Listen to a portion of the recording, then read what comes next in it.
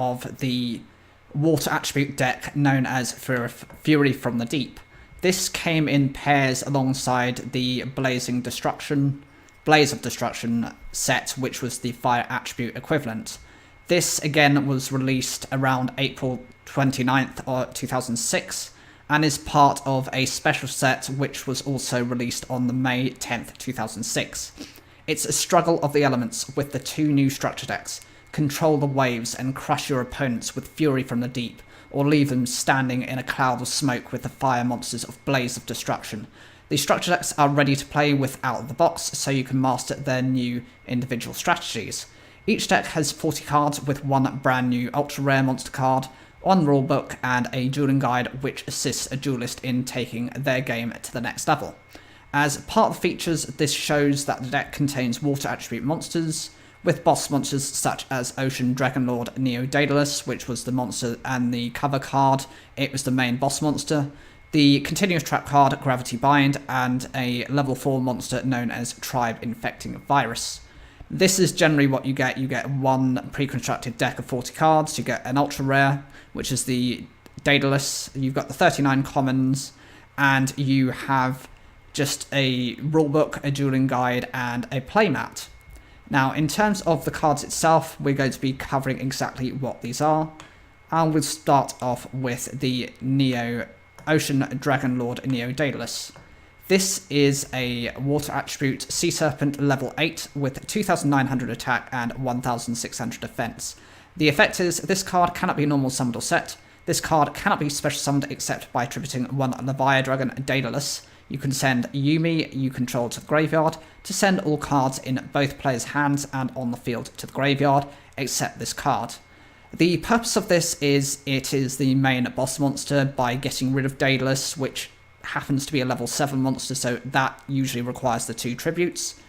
By having this on the field, you're able to just wipe out yours and your opponent's hands and their fields, and since this is the only monster that remains on the field, it makes it more difficult for your opponents to come back from that position. At the time of release in 2006, when this came out, that was a decent effect because it was very difficult for your opponent to recover, and if you were to trigger off this effect, it basically made it impossible. It does require a lot of investment to bring this card out, as you need to have not only Daedalus already on the field, but you actually have to have this already in the hand. It's not that you can special summon this card from the deck, otherwise that would be a little bit better. And you do kind of need Yuumi, or a card which treats itself as Yuumi, already on your field or in your hand ready to be activated when you need it. At the time, I think there were a couple of versions of Yuumi. I know there are quite a few iterations. You've got so many different ones, even continuous trap cards which classify themselves as Yuumi. Previously, you only had Yuumi itself, which was a field spell card that enabled your monsters, I think, archetypes, to gain 200 attack points and defense, whereas it reduced the attack points of Pyro and Machine type monsters by 200. And you had a legendary Ocean, which not only gave your water attribute monsters 200 additional attack points, but it lowered their level requirement in the hand by 1. So monsters that would traditionally require a tribute on the lower side of it were able to be summoned much easier. Key examples be that of the legendary Fisherman, which is a level 5. When it's lowered to a level 4, you can just normal summon it as you need without tributing. You also have Daedalus itself. It's a level 7, so reducing it to a level 6 means you only need the 1 tribute rather than the 2.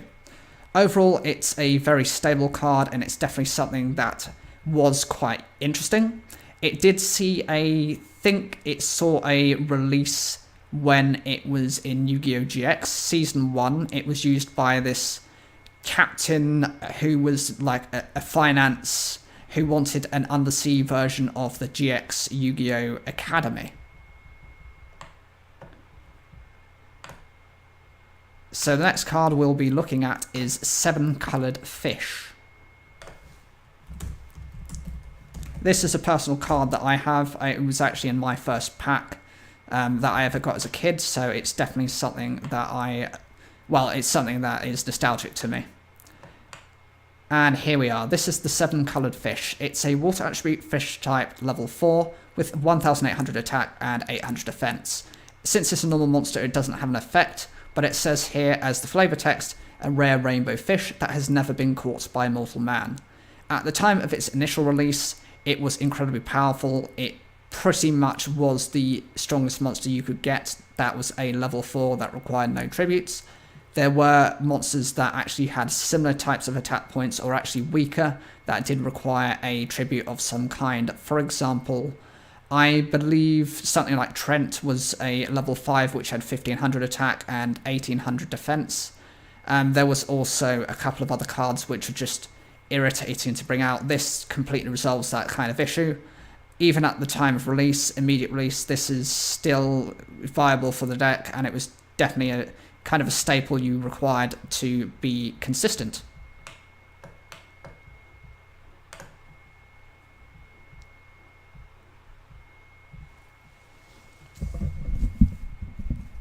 Right, so the next card is Sea Serpent, Warrior of Darkness. Sea Serpent, Warrior of Darkness. Not Sarkness, Darkness. Right, so it's going to take a little bit of time to find it, I think. Wonder why, because it's not exactly what I would consider to be... oh, that's it. Sea Serpent, Warrior of Darkness, that's it. This is a water attribute Sea Serpent type level 4 with 1800 attack points and 1500 defense.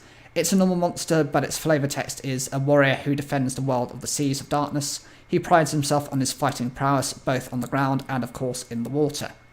The difference between this and 7 coloured fish is, even though they both have the same attack points, this has 700 more defense points, so if your opponent does use anything which alters the battle position, you're at least a little bit more protected from by using this card, as opposed to being affected by 7 coloured fish, as that 800 defense points can be beaten easily by level 3 monsters, whereas 1500 you do need level 4 monsters to beat over this card. Again, it's very much just to support the nature of the deck and to bring it up to speed.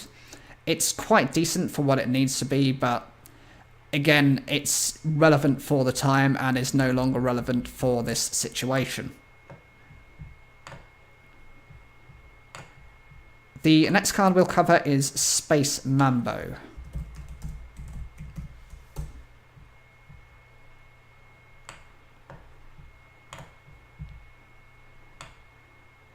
And this is it. It's a water attribute fish type level 4 with 1700 attack points and 1000 defense points.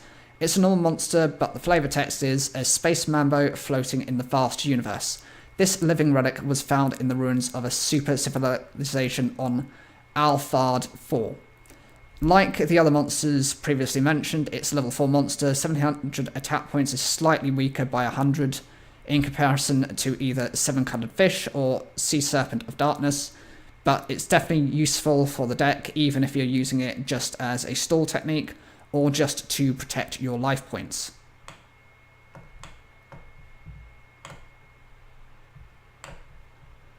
The next card is Mother Grizzly.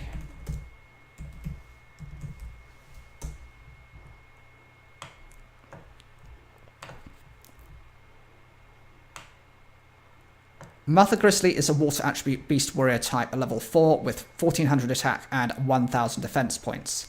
Its effect is, when this card is destroyed by battle and sent to the graveyard, you can special summon one water attribute monster with 1500 or less attack points from your deck in face-up attack position.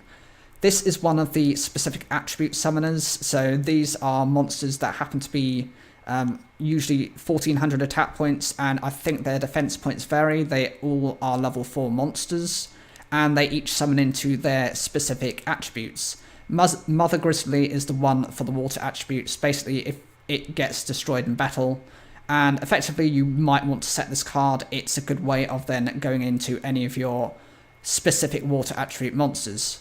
Of course, depending on what you go into will vary very much as to what use it has. For example, you might go into a monster that's just used as part of a tribute, or you might go into one which happens to have less than 1500 attack points, but has very decent defense points. Maybe if you stall out for that particular turn, you're able to swap that monster to defense position and protect your life points. A key example I can give is the Neo Aquador. It has 1200 attack points, it's a level 6 monster, but it has 3000 defense points. Given at the stage of release, it was definitely a viable option, and it's definitely something I wouldn't consider forgetting.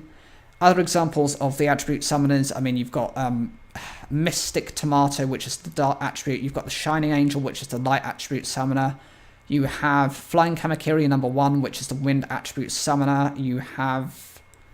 I can't specifically remember the other ones, but that there are ones for the earth attribute. There's another one for the fire attribute as well that I'm kind of currently mind blanking. Ironically, as I finish this video, I'll probably remember it anyway, but it is what it is. If you want to search up, you'll probably find them very easily. It's not too difficult. The next card we'll be reviewing will be Starboy. Starboy.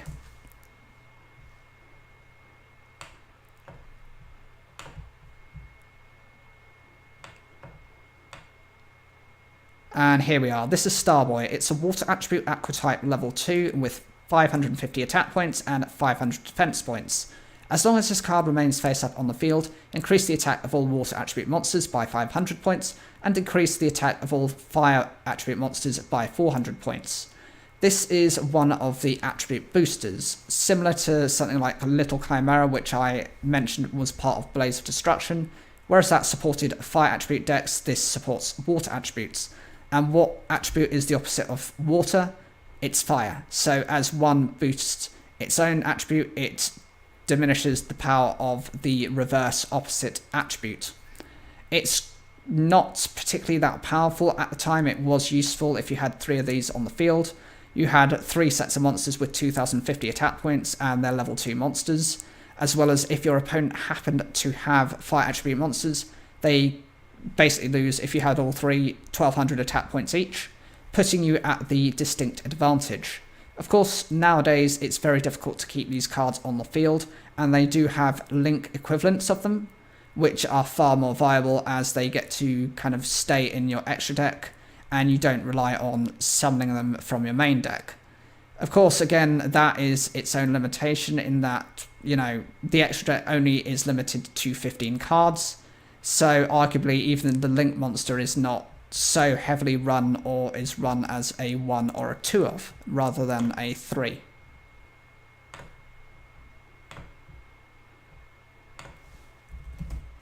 The next card we'll be looking at is the Tribe Infecting Virus. This card is particularly useful, and it was a very, very difficult card for your opponent to deal with if they were running only a certain type of attribute. It's a water attribute aqua type level 4 with 1600 attack points and 1000 defense points. The effect is to discard 1 card from your hand and declare 1 type of monster. Destroy all face-up monsters of the declared type on the field. Ironically, it depends on what you're facing against your opponent. So if they're running a mono type of deck, this would be an easy way to disrupt every card they had.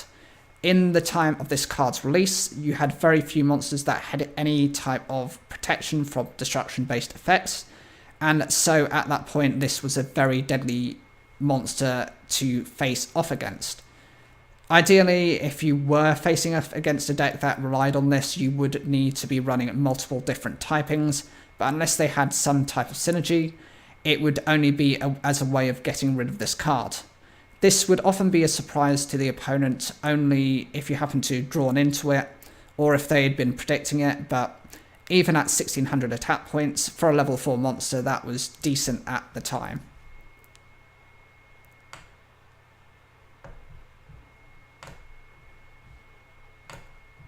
The next card we'll look at is Fenrir.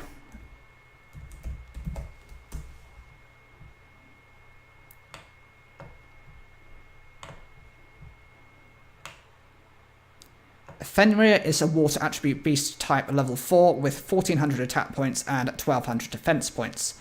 This card cannot be normal summoned or set. This card can only be special summoned by removing from play 2 water monsters in your graveyard. When this card destroys an opponent's monster as a result of battle, your opponent skips their next draw phase. This is a card with quite a lot of power in its effect, but barely any attack points to back that up. If you happen to be able to special summon this card, I mean, the summoning conditions aren't difficult. Just getting rid of any 2 water attribute monsters is easy enough, so long as you've got them already in the graveyard. The condition is to try and destroy an opponent's monster with this card. This has to be powered up, because in most cases, unless it is powered up by some type of equipped card, it is unlikely to be able to use this effect. This is very similar to a monster version of the, I think it's called Time Seal Trap card, which was forbidden and has been limited because basically it was too powerful. It would lock your opponent out of drawing into additional cards. It's more so of a win harder type of effect. It's not so consistent in that this has to continually destroy monsters to continually use this effect, so at some point your opponent's not going to be able to draw into additional cards to set additional monsters on the field for you to then in turn destroy. So at points you'll get your opponent being able to just go into their normal draw phase, being able to get into their monsters and beat over this card. You would need significant forms of protection now, since it's no longer as threatening as it used to be. Even 1400 at that point wasn't considered a viable strategy. The next card we'll look at is the Amphibious Bugroth. I think that's... I'm going to search it just through its name, like here. I can't think...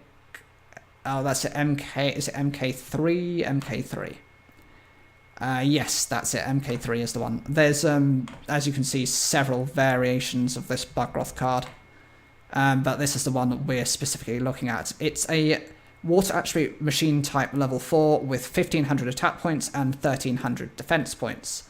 The effect is, as long as Yuumi remains face up on the field, this card can attack your opponent's life points directly.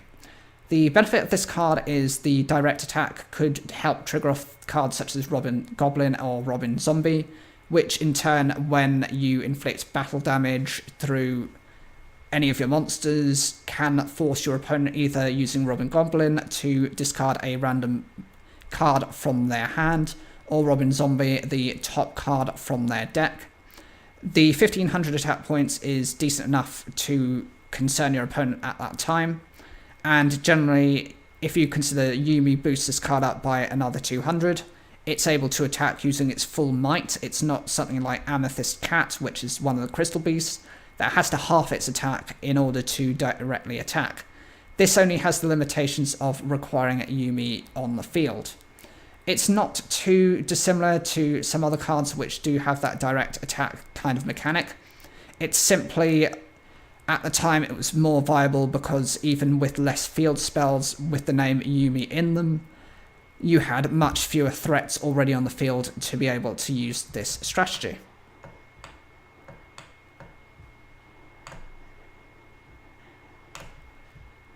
Right, so the next card is the Leviadragon, Daedalus.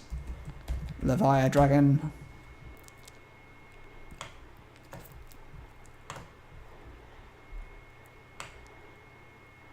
This is a water attribute Sea Serpent type level 7 monster with 2600 attack points and 1500 defense points. The effect is you can send one face-up Yuumi you control to the graveyard to destroy all other cards on the field. The difference between this and its boss monster equivalent is the boss monster has to tribute over this monster to summon itself. It has a couple of hundred additional attack points over this creature. I think it's 2800 attack points, whereas this is 2600. That's a level 8 monster, this is a level 7, and whereas this can only destroy all of other cards on the field, this, the Neo Daedalus has the ability to rip away yours and your opponent's hand and field. The limitations on this are basically that if your opponent doesn't have too many cards on the field, then you're getting a very limited advantage of it, as well as, since it says destroy all other cards on the field, it does protect itself, but it leaves itself as the only thing that you have on the field. If your opponent has cards saved in their hand that can actually get over this card, then the waste in the resources to bring this out in the first place may not have been worthwhile. You also have to consider that with the legendary Ocean Field spell, that reduces this monster's level from a level 7 to a level 6, which is fantastic as that requires a reduction in tributes to bring this out from 2 tributes to 1 tribute.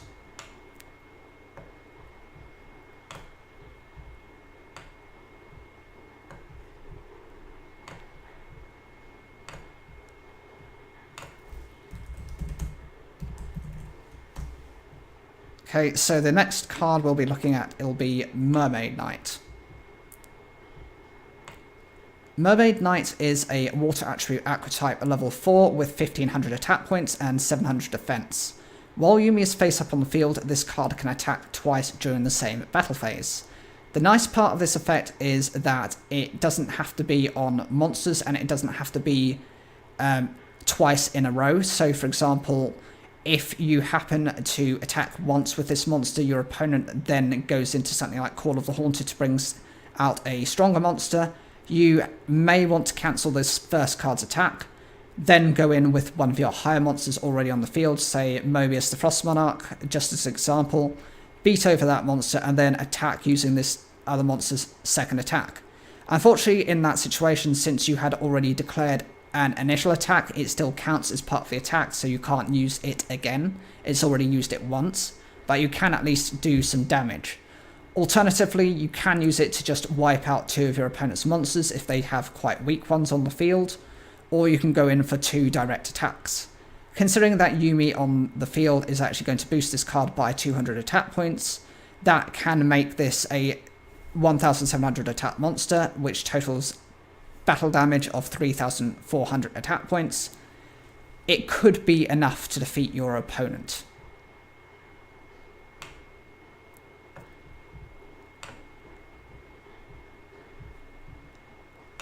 And speaking of which, as I was saying about Mobius the Frost Monarch, here we have the one and only. Where are you? There we go, Mobius the Frost Monarch. This is a water attribute aqua type level 6 with 2,400 attack points and 1,000 defense points. The effect is, when this card is tribute summoned, you can target up to 2 spell or trap cards on the field and destroy those targets. The benefit of this card is that it can target any spell or trap cards, so it can be yours, your opponent's, or a combination of both. So one yours and one on your opponent's side. And depending on what you need it to do, that's where it can be more effective. It's useful in that if you've got a destruction-based effect that triggers off of one of your cards being destroyed by a card effect, you can actually trigger that off of this card's summon. The disadvantage is sometimes those cards actually require your opponent to destroy your card rather than for any player to destroy that card, which means you may have some limitation as to its effect. It's able to just wipe out essentially 2 of your opponent's spell and trap cards, so it's a good way of clearing your opponent's board and reducing their resources. The downside of the card is that it does firstly require a tribute to bring it out, so you are going to need another monster already on the field. There are a couple of examples that can already special summon themselves, such as Fenrir, or you can use Mother Grizzly to bring out another monster and then on your next turn tribute to bring this out.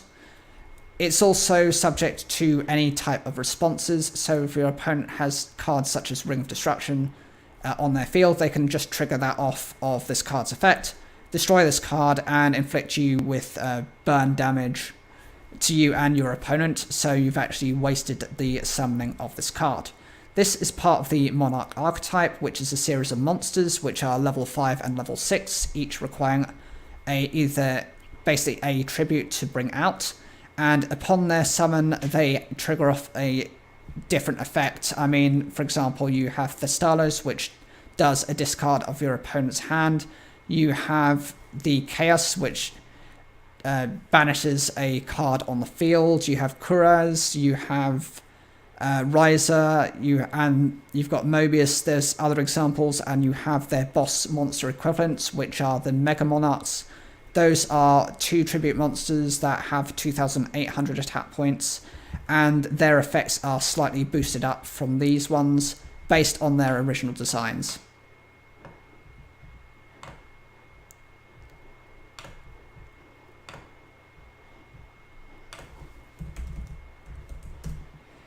Unshaven Angler is the next card we'll be reviewing.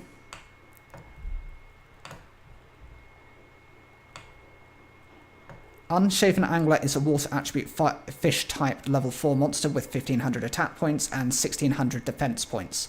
When tribute summoning a water attribute monster, you can treat this card as one monster as 2 tributes. This is very useful if paired with cards such as Levia Dragon Daedalus, as that means just by using this it meets the entire requirement. There is an attribute tribute card for each of the attributes, so you have Whirlwind Prodigy, which is the one for the wind attributes. You have Flame Ruler, which is the one for the fire attributes. You have a light, you have a dark, you have an earth equivalent.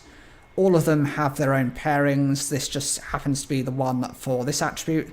They tend to have bearings of about the same type of attack and defense points. I think Trojan Horse is probably the highest in terms of attack points, so that has 1600 attack points, and that's for the earth attributes.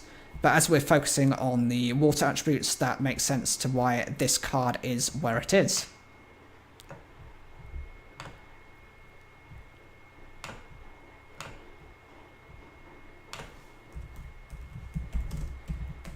Creeping Doom Manta.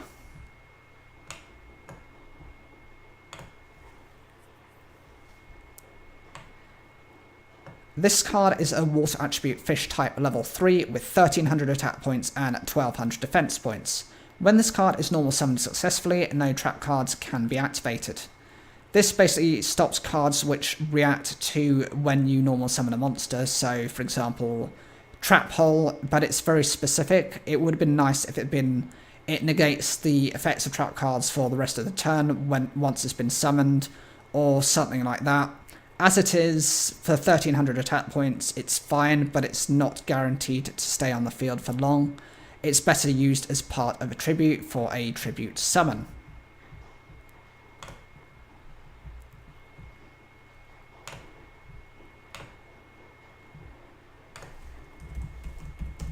The next card we're looking at is starting to focus on the spell cards of the deck. So the first one is, of course, Snatch Steal. I think all of the basic ones which were in these sets had this card. It's an equip spell card which reads, equip only to a monster your opponent controls, take control of the equipped monster.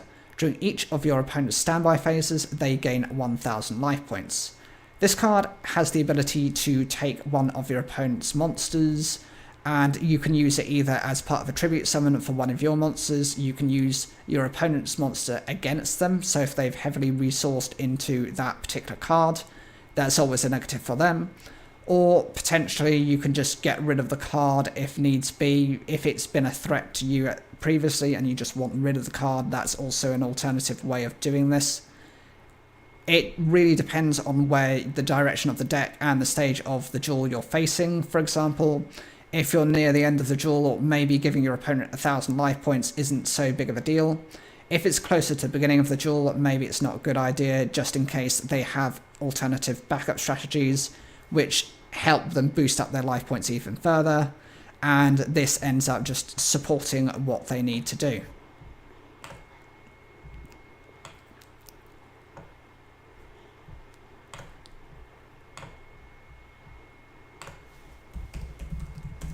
The next card we'll be focusing on is Mystical Space Typhoon.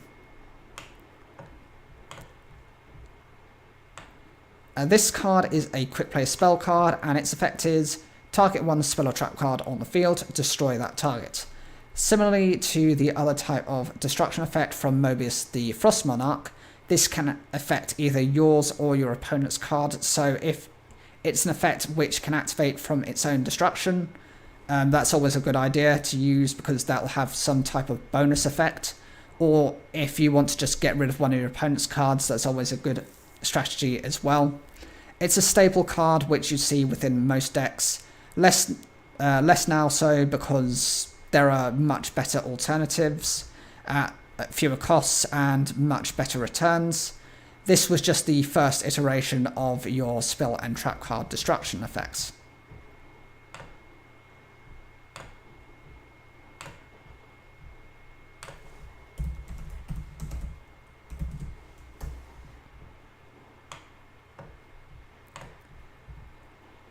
The next card we have is Premature Burial. This is an equipped spell card which reads, activate this card by paying 800 life points, then target one monster in your graveyard, special summon that target in attack position, and equip it with this card. When this card is destroyed, destroy the equipped monster. This is similar to something like Call of the Haunted, but this is an equipped spell alternative to that, whereas that's a continuous trap card. This can be activated at any point during your turn, either main phase 1 or main phase 2, depending on when you really need it. And be used to either bring back one of your powerful monsters to use it against your opponent. It has to be in attack position, but that's fine. It only has to stay in that mode for the turn that you use it. And then on your following turn, assuming it's still on the field, you could always change it to defense position if you require. Alternatively, it can be used basically to summon a monster to then be used as part of a tribute summon for something else. So, for example, to go into your Leviathan Dragon Daedalus or your Mobius the Frost Monarch. It does come at the cost of 800 life points, but considering that you start off with 8,000 life points, it's a very minimal payment on costs for an advantage that's well worth the price.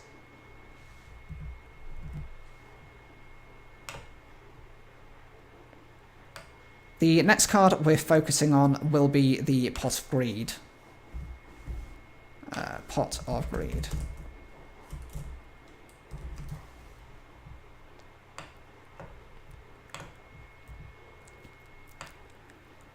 Pot of Greed is a normal spell card. Its effect is draw 2 cards. This card is currently banned in the TCG and in the OCG. You can understand why. It would be just too much free advantage. I would never see this card coming off the ban list, as it's far too generic and can be splashed into any other decks. And you have alternatives which basically do the same thing, but under some form of restrictions. For example, one of them does like half damage for the rest of the turn, another one prevents you from special summoning. These conditions are basically what we have to get used to.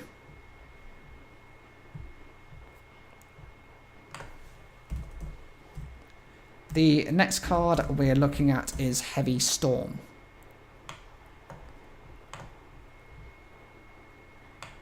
This is a normal spell card. Its effect is to destroy all spell and trap cards on the field. This is a very powerful card, and depending on where you are within the duel, can make a lot of difference. For example, if your opponent has lots of spell and trap cards on the field and you have barely any, then your opponent has invested too much time into those resources, whereas losing 1 or 2 cards might not be that big of an issue for you. Alternatively, if you do have cards which can trigger off their effects from being destroyed by your own effects, that's always a good idea. It was used as an example in the first episode of Yu-Gi-Oh! GX Season 1. This was the duel between Dr. Velian Crowler and Jane Yuki, in which they used this whilst they had 2 copies of the Statue of the Wicked. I think those were face down. When they get destroyed, they summon 2 Wicked Fiend tokens with 1,000 attack and defense points, and they were used as part of a tribute summon to bring out his Ancient Gear Golem monster.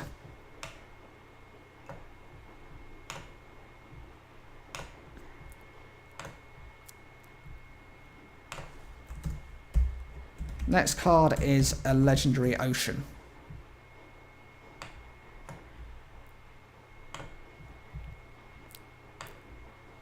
A Legendary Ocean is a field spell card. Its effect is, this card's name is always treated as Yumi. All water monsters on the field gain 200 attack and defense, and reduce the level of all water monsters in both players' hands and on the field by 1. The purpose of this card is, since it reduces the levels of your water attribute monsters, the benefit is basically you can bring out certain monsters with 1 less tribute. For example, Daedalus, then Leviathan Dragon Daedalus goes from a level 7 to a level 6, so it goes to requiring 1 tribute. You have a Legendary Fisherman, which goes from being a tribute summon monster, which is a level 5, to a level 4, which can just normal summon itself with no cost. This does come at the disadvantage of affecting both you and your opponents, so if you happen to be in a mirror match, then this also benefits your opponents by reducing their summoning conditions.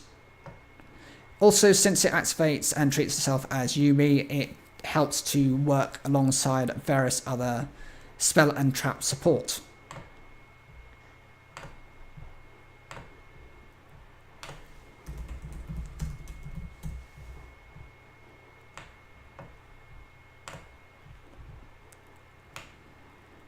Creature Swap is a normal spell card. Its effect is each player chooses one monster they control and switches control of those monsters with each other.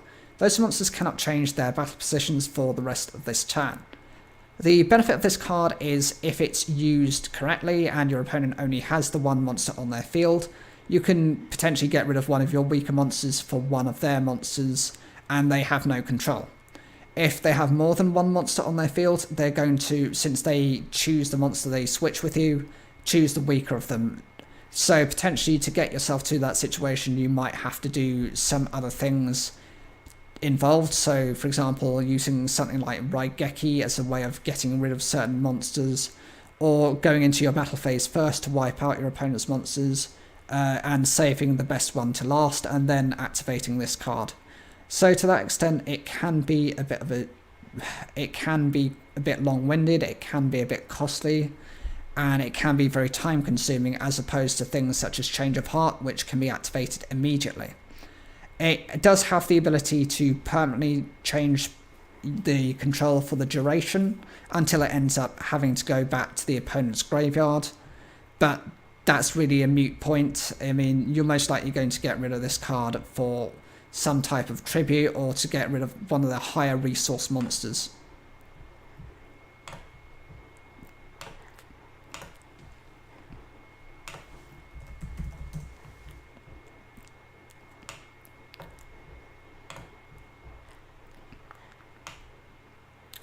Reload is a quick play spell card. Its effect is add all cards in your hand to your deck and shuffle it, then draw the same number of cards that you added to your deck.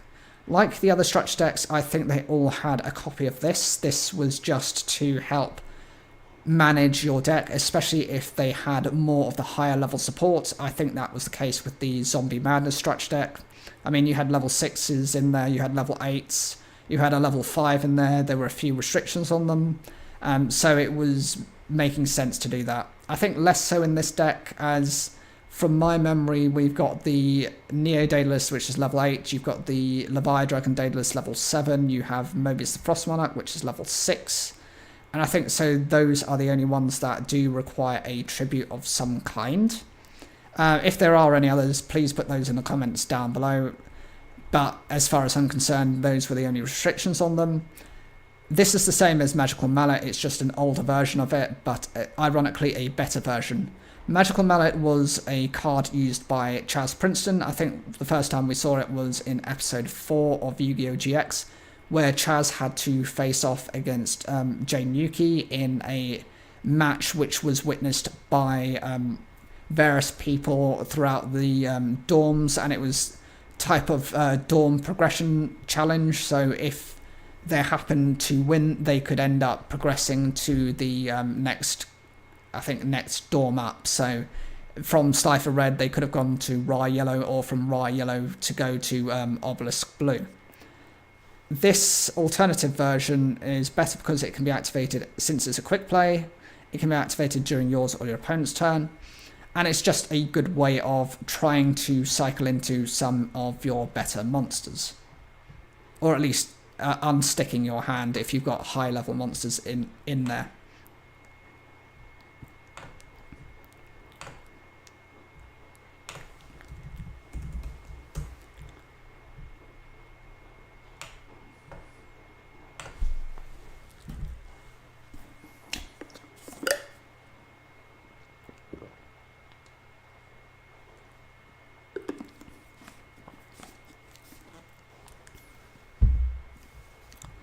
The next card we're looking at is Salvage. This is a normal spell card. Its effect simply reads, target 2 water monsters with 1500 or less attack in your graveyard, add those targets to your hand. Benefit of this card is that it actually provides a +1, because even though you're having to use this, you're getting 2 cards for the price of 1. They are restricted to 1500 or less attack points, But that's a moot point because they're going to your hand, they're not just being sent back to your deck. You don't have to then redraw into those cards, and depending on the cards that you are able to recover from the graveyard, it can help to progress the game state, even if only just for a little bit of card hand advantage.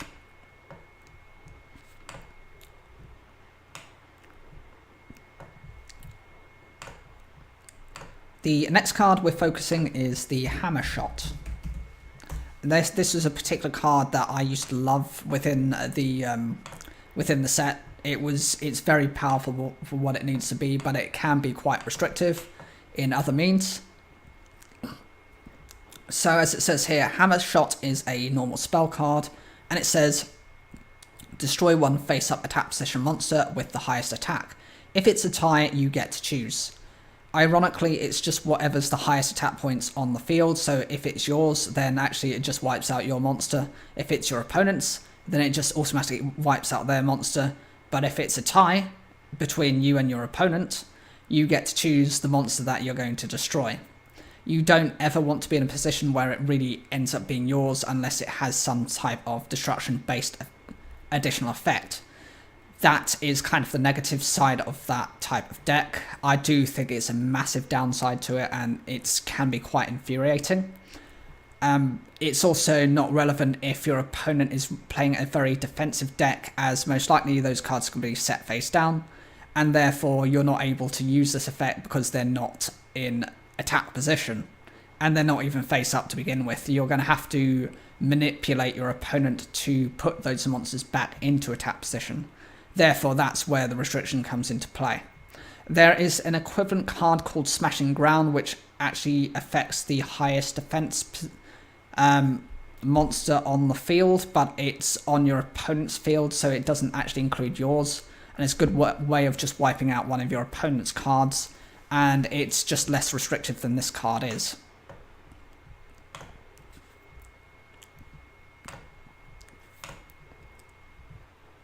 So the next one is Big Wave, Small Wave.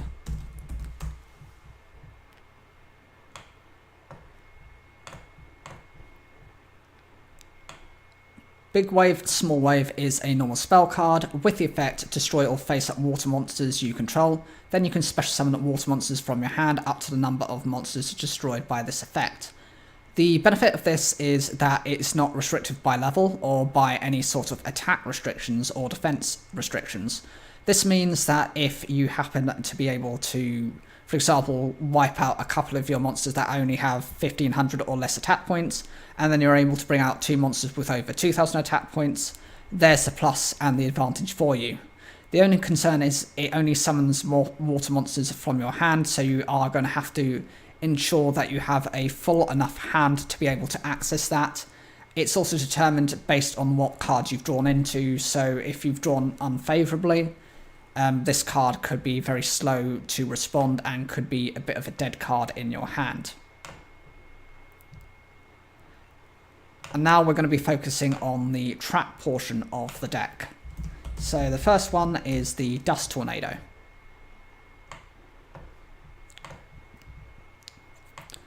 Dust Tornado is a normal trap card. Its effect is to target one spell or trap card your opponent controls, destroy that target, then you can set one spell or trap card from your hand. The benefit of this card is that it just gets rid of your opponent's spell or trap cards. It does have to be set first since it is a normal trap card, but having said that, you are then able to then set an additional card from your hand face down, be it a spell or trap card, so you can then activate it during your next turn without having to wait. The disadvantage of this is if this is set and then your opponent just wipes this card out prior to being able to respond with this effect, it's where you're going to be wasting parts of its effect. The other thing is, it was maybe useful at the time. It's now so slow of a card. There are so many examples of cards which do this type of effect, but at a far grander scale.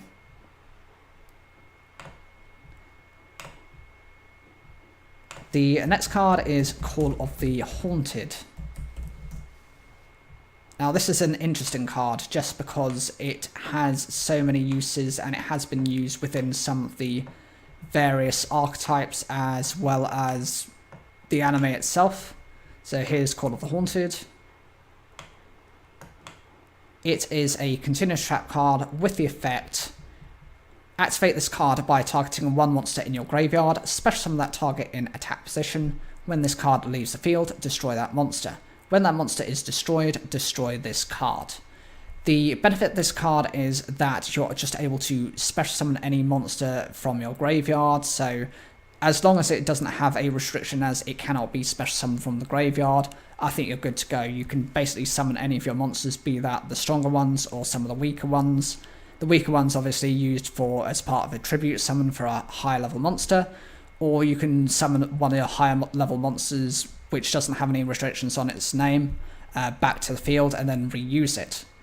The disadvantages of this card is, unlike Premature Burial, which can be activated during your turn, this has to be set first, and it depends on when you want to use this type of effect. You can use it before your opponent goes into battle phase to hopefully prevent your opponent from doing anything.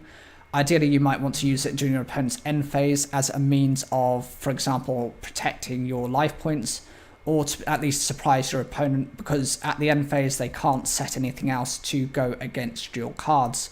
There isn't the same ability for them to respond.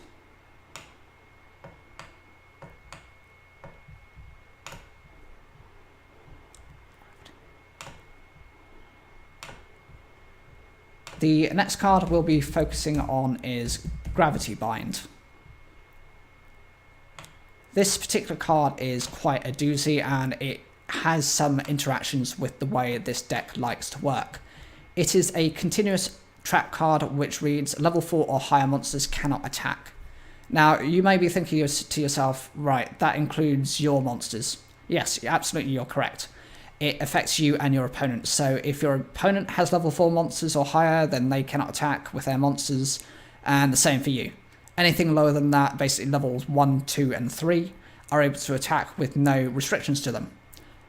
You need to consider that the Legendary Ocean is the reason why this card kind of exists. It has the ability to lower your monsters' levels by 1, so your level 4s become level 3s, at which point they should be strong enough to be able to actually attack and defeat your opponent. If you combine this with a Legendary Ocean and the Amphibious Bugroth MK3, then that card can continue to attack directly until your opponent can basically get rid of this card. If they can't get rid of Gravity Bind, you can actually win by defeating your opponent just through using a 3-card combo. Again, it was very useful at the time. As it is now, it's definitely in need of an upgrade. Otherwise, it just definitely could not be used in this situation.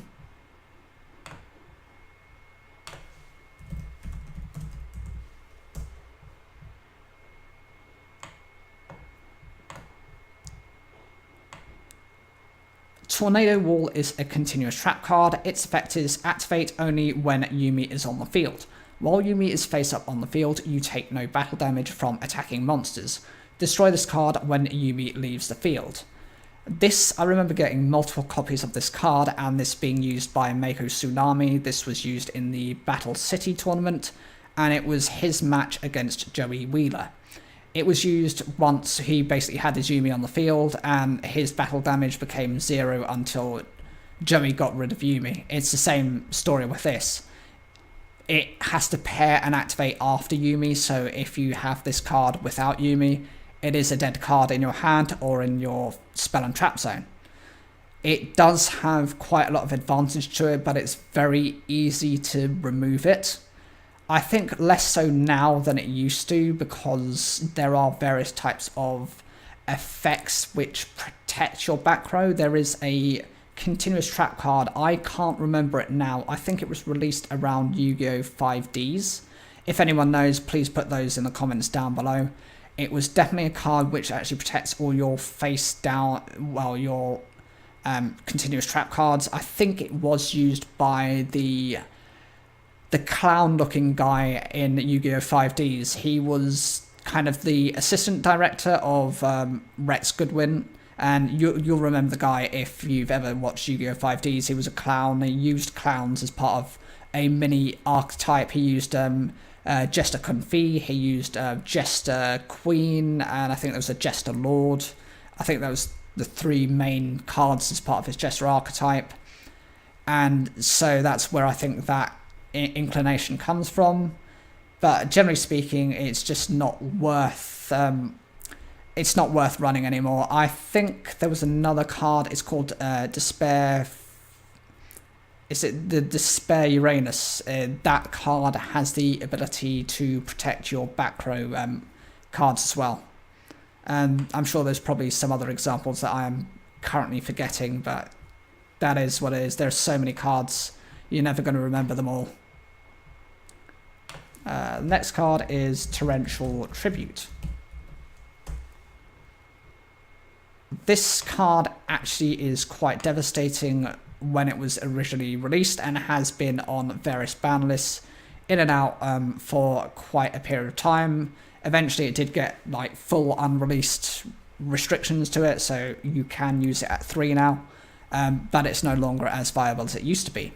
It's a normal trap card, not a spell card, a trap card, with the effect, when a monster is summoned, destroy all monsters on the field. Notice it says when a monster or monsters is summoned, so this can be through any means. It could be normal summon, tribute summon, flip summon, special summon, and it doesn't have to be your monsters, it can be your opponent's monsters or a combination of both.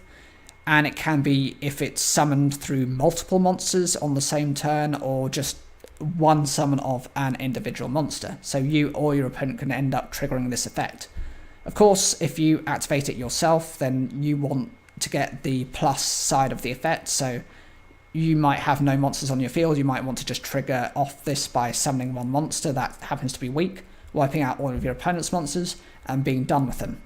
This has some additional synergy as Mako Tsunami received far more, I think, water attribute support. He got a new inclination of the Ryukushin card.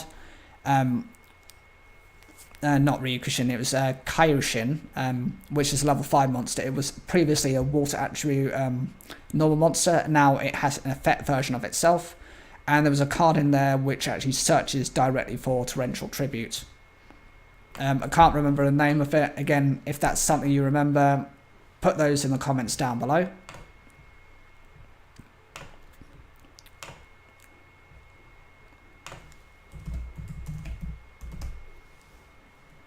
Spell Shield is the next card, and this was also seen, I think, within at least one or two of the other structure decks. Again, I think it's just a very common, just nice synergy style of card, which doesn't have to be specific to one attribute. It's useful in pretty much all of them. It's a counter trap card. Its effect is activate one of these effects. When a spell card is activated that targets exactly one monster on the field, negate the activation, and if you do, destroy it. Or you have, when a spell card is activated, send one spell card from your hand to the graveyard, negate the activation, and if you do, destroy it. The first part of the effect is actually useful if you or your opponent basically activates a spell card which affects a monster exactly, but it has to be one monster, and it has to be a direct impact on them. So, for example, an equip spell could be an argument for using that first part of the effect. Benefit is there isn't really any cost to you, just trigger off this effect, you can negate it and destroy it. Alternatively, if it happens to be a spell card which activates in the round, as in it can be activated and it just doesn't specifically target a monster, you can actually use its secondary ability to get around that. The only disadvantage is you are having to give up a spell card in order to trigger off this effect. Arguably, it's very similar to how Magic Drain works, in that your opponent has to discard a spell card to maintain its effect, otherwise it gets negated. But this is kind of the reverse version of it. You have to force the activation of this negation effect by sacrificing a spell card, whereas with Magic Drain, your opponent has to sacrifice one of their spell cards in order to keep their spell card from actually activating.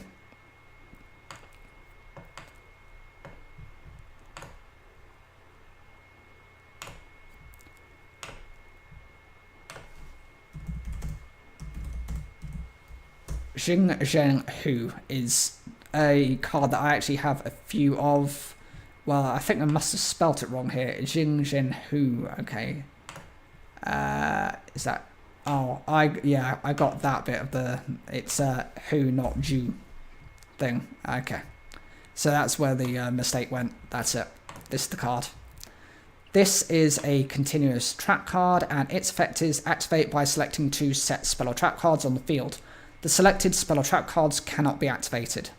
This is a nice way of blocking your opponent's spell and trap zones, because essentially this means that they can no longer use those zones unless they actually get rid of those cards. And at that time you couldn't really do that. I know now you have cards which can actually wipe out, for example, various types of cards. Even things like, I think one of the vision heroes, I think it's that Witch Raider, can actually tribute over their own spell and trap cards that are face down, instead of just having to tribute over monsters to summon itself. At that time, there were no other interactions with this card, and I'm not sure, I think this was used in Yu-Gi-Oh! GX, but it wasn't used very frequently. I don't think it was considered, I think it was kind of pictured, and it was destroyed as part of an effect used by Jane Yuki. I think against maybe Chaz or maybe against Zane, but it never had any direct activations towards it. Okay, so now we've actually covered all of the basic cards. I'm actually going to look at the Yu-Gi-Oh! Card market as we did with the previous ones. And I'm going to bring that up to see the pricing guidelines and my viewpoints on what those pricing guidelines should be, and whether maybe it's worth picking those cards up if you're just a fan of them. Potentially, like I said, most of them are not game breaking or worthy, but you know, some of them might be nice for just a collector's settle, blah blah blah, there we go, buy and sell, there we go. This is the card market. Let me just get you up there. And so we're going to start off with the beginning of it. So we'll be looking at the Ocean Dragon Lord Neo Daedalus. Ocean Dragon Lord. Okay, so SD4 is the structure deck coding for it. And here I'm actually going to move me down as well so you guys can actually properly see.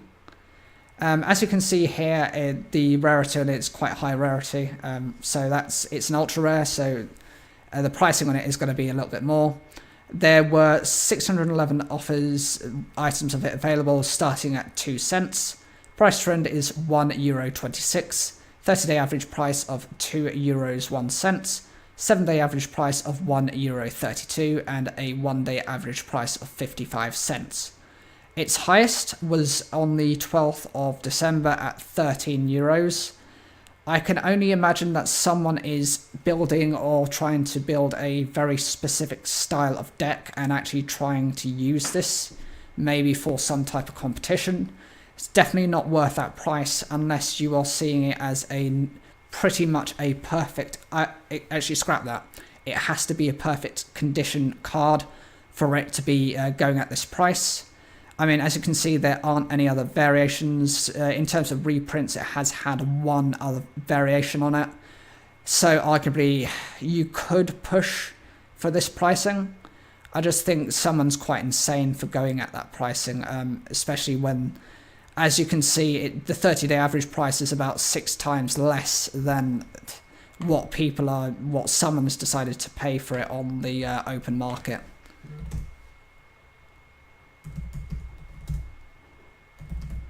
Seven Colored Fish. The next card we're looking at is called 7 Colored Fish. There are 369 of these monsters available, currently on the market, priced at 2 cents and a price trend of 14 cents. 30-day average price of 11 cents, a 7-day average price of 11 cents, and a 1-day average of 10 cents. Its highest appeal was on the 31st of October at 37 cents. I think arguably that's fine considering what it is.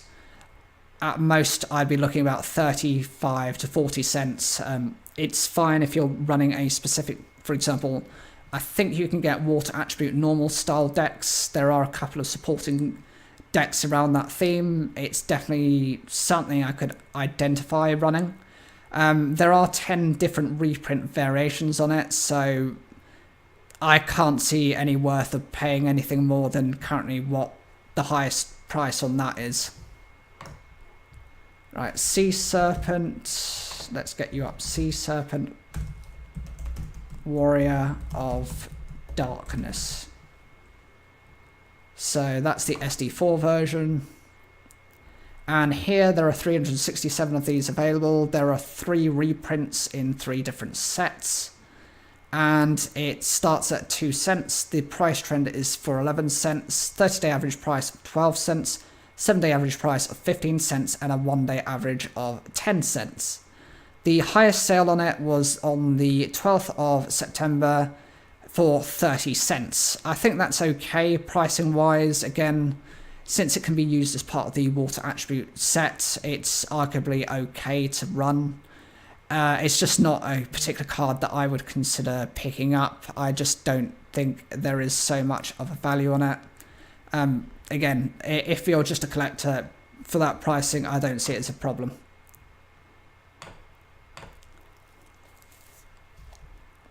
Next card is Space Mambo, SD4. Let's look at the SD4 section. There are 3 other reprints on it, and there's 392 copies available on the market, starting at 2 cents. Price trend of 4 cents, a 30-day average price of 13 cents, 7-day average price of 6 cents, and a 1-day average price of 2 cents. It achieved its highest mark on the 9th of March, so that's quite a while ago. That's almost a year, that's 10 months, at 48 cents. It's kind of to the higher end scale, so unless it is almost brand new, undamaged, I wouldn't be paying so much for it. I'd be looking about similar to the other ones, 35 to 40 pence mark. Otherwise, you are kind of being ripped off. It's, again, just useful for that water attribute style of normal deck. Next card is Mother Grizzly.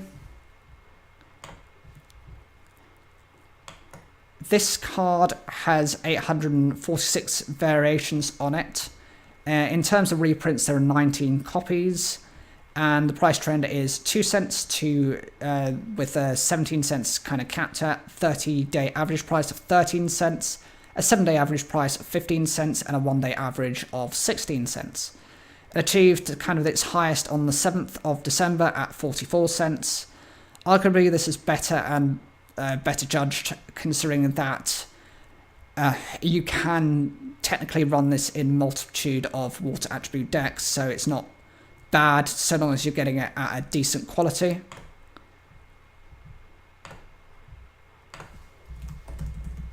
Starboy, we're going to be looking at now. There are a few variations, as you can see. There are 5 reprints on it. There are 384 currently on the market, starting at 2 cents with a price trend of 17 cents, 30-day average price of 24 cents, a 7-day average price of 14 cents, and a 1-day average price of 29 cents. The highest pricing on it was on the 14th of October at 69 cents. Again, I think this is a bit steep. I can understand why some players might want it just because it can boost water attribute decks, and if you can get it at a higher quality and it's been protected from a reputable seller, I could see that 69 cents as being okay. It's fine for what it needs to be. Tribe Infecting Virus. That's it. There we go. So there are 3 other reprints on it in these particular sets. There are 137 of these on this set that are available. Priced from €1. I think that's more to do with kind of like some type of hype. Maybe people thought because it has been released from any sort of ban list that it's worth kind of running again. but most people haven't been experimenting with it, not that I know, within the community. Price trend is setting at €4.80, 30-day average of €5 2 cents, 7-day average of €4.90, and a 1-day average price of €10.16. I can't justify those pricing. Okay, it has only had 3 variations on the reprints, but I think you can get a decent copy of it without having to go to those lengths. It attracted €12.50 on the 10th of December, which I just think is a crazy price to pay. Please don't go for that. Maybe price trend, stick to around the 480 mark, 5 at most. Otherwise, you are just getting completely ripped off there. I would not advise going at that pricing. It's not even viable as a card. That is my strong recommendation. Don't go there. This is Fenrir. It's got 3 different reprints on it, and there are 896 currently in the market. It starts at 2 cents with a price trend of 16 cents, 30-day average price of 10 cents, a 7-day average price of 16 cents, and a 1-day average price of 39 cents.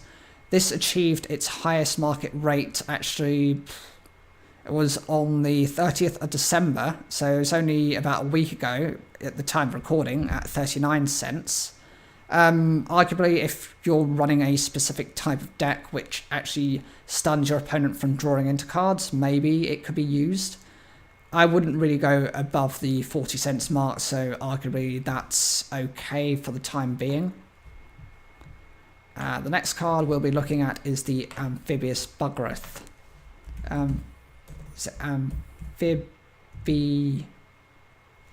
Amphibious Buggrowth MK3.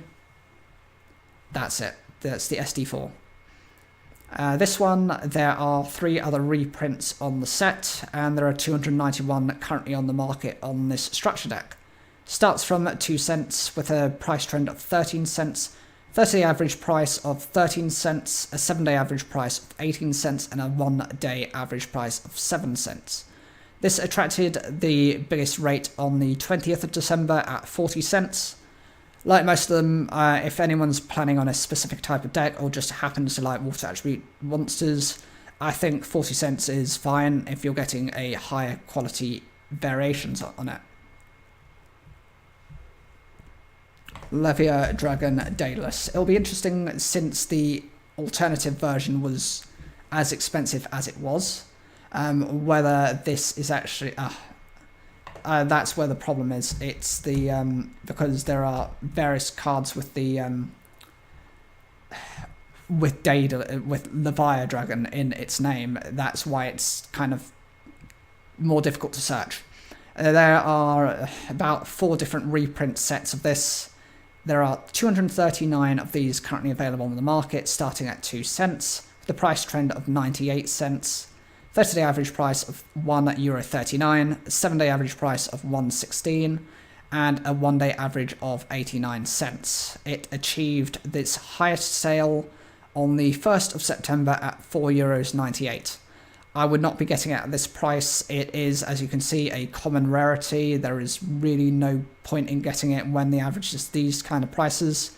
I wouldn't stick to more than €1 myself, because even though it has only 4 different reprints on it, you can get a decent non-battered version that's still readable, still legible for far less.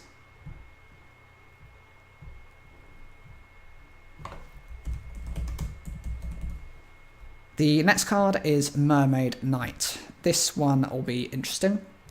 As you can see, there are only 3 reprint sets of it. There are 375 of these available at the moment, starting at 2 cents with a price trend of 7 cents. There's a 30-day average price of 9 cents, a 7-day average of 9 cents, and a 1-day average of 10 cents.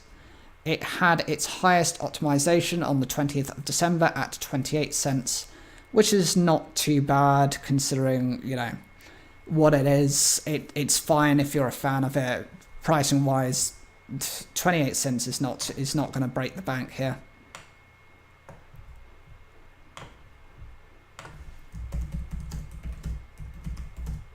Mobius the Frost Monarch.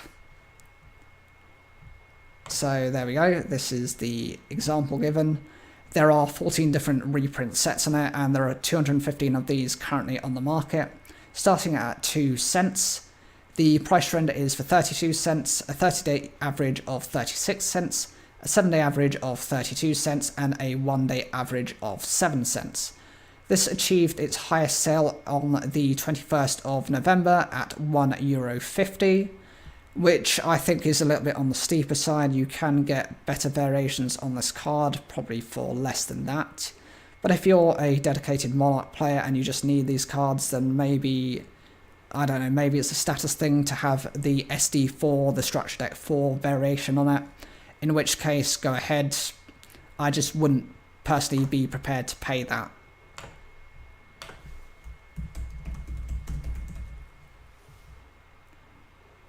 Unshaven Angler. This card is, there's apparently 3 reprints on it, and there are 381 copies of this card.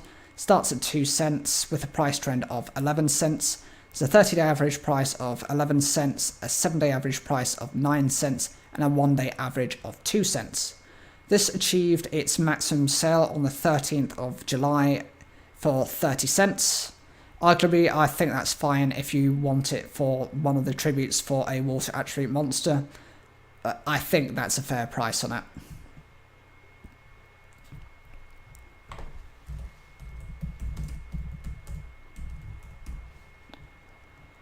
Creeping Doom Manta. This card, there are 2 reprints on it, and there are 480 of these currently available.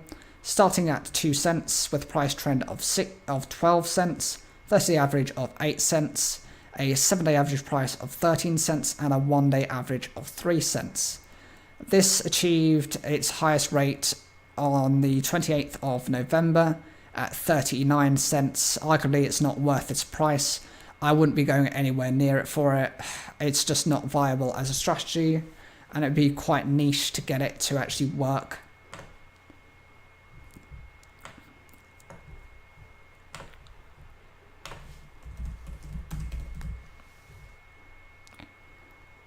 Okay, so here we have Snatch Deal. There are 15 variations on this card, as in reprint sets. 208 of this particular one available on the site, starting at 2 cents, and the price trend is of 87 cents. 30-day average price of 67 cents, a 7-day average price of 78 cents, and a 1-day average price of 76 cents. It achieved its highest sale on the 2nd of December at €2.55. Perhaps people are trying to invest thinking that this is going to be unrestricted and there aren't going to be any problems with it. But the second people kind of jump onto this card again, I don't think it's going to hold this type of value. I don't even know why anyone in their right mind would get it for this, when there are variations on this card perfectly fine, perfectly suitable for gameplay, at much cheaper cost.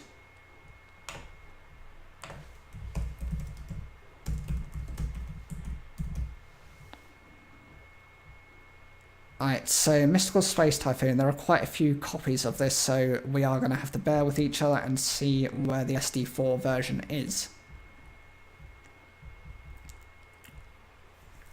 Well, it's not on that first page, I can tell you that for much. SD4, there is SD4 there. As you can see, there are a variety of rarities on here. This is just a common rarity, so it's not that big of a deal. There are 77 reprints, so you've got more than enough of these on the market. 404 of this specific version, starting at 2 cents, with an average price trend of 13 cents, 30-day average price of 14 cents, a 7-day average price of 11 cents, and a 1-day average of 15 cents. The highest pricing range was on the 29th of November at 68 cents, which I think is a bit extreme. No way should you be paying that. I would be looking at 30 to 40 cents just as an average, and I wouldn't be prepared to pay a penny over that.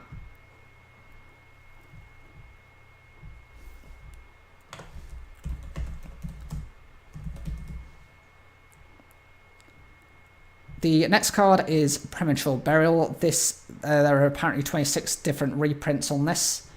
There are 289 of these available, starting at 2 cents, the price trend of 26 cents, 30-day average price of 27 cents, a 7-day average price of 35 cents, and a 1-day average price of 2 cents. The highest price this went for was on the 1st of December at 85 cents. I can understand why it can be usable in so many different decks, so 85 cents is reasonable in my opinion.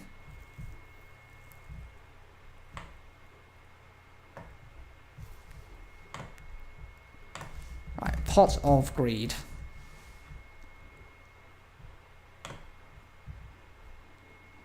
Pot of Greed, there are 30 variations on this card. There are 327 of these available currently, starting at 44 cents and a price trend of €1.33, 30-day average price of €1.45, 7-day average price of €1.44, and a 1-day average price of €1.31. This achieved a high at the 29th of November at €4.39, so someone is clearly thinking this card is going to be unbanned very soon. I've got bad news to think it's not likely to happen, and I know people are kind of sitting on this card. There are so many variations, so many people with just multiple, especially older generations, those that started with Yu-Gi-Oh! When it first introduced itself, will have variations on this card, so many that they're not even going to be bothered picking new ones up.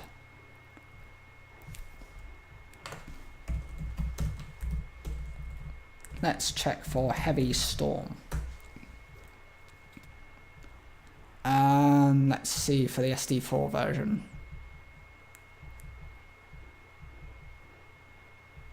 That's it there. There we go.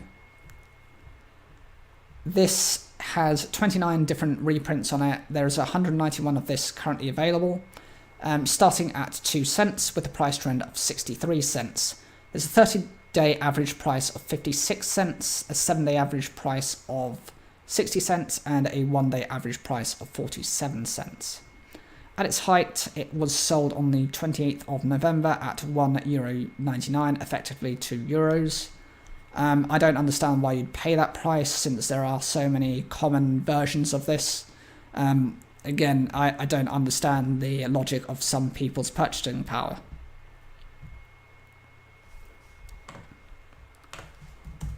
A Legendary Ocean. So this one, there are 13 different reprints on this and 986 of this card available. This starts from 2 cents with a price trend of 13 cents.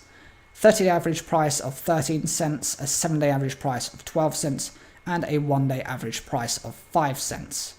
At its highest, it achieved on the 2nd of December a sale on 40 cents. I think that's fine if you're running a water attribute style of deck. It's definitely worth running for that pricing. I can't see the issue with, in particular, paying for that type of pricing.